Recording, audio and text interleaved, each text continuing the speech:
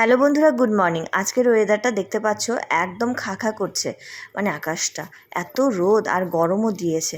তো যাই হোক, তোমাদের একটা জিনিস দেখাবো।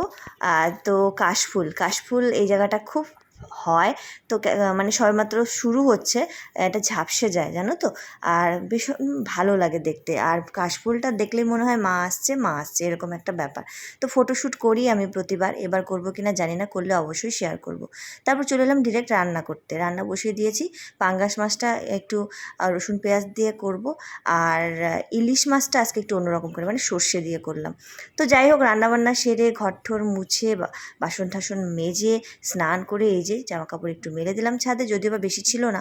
তারপরে যে পুজো দিয়ে এসে খেতে বসেছি। এর আগে ইলিশ মাছটা কাঁকরোল দিয়ে করেছি, ওটারও একটা স্বাদ কিন্তু বন্ধুরা। আর আজকে কিন্তু এইভাবে করেছি।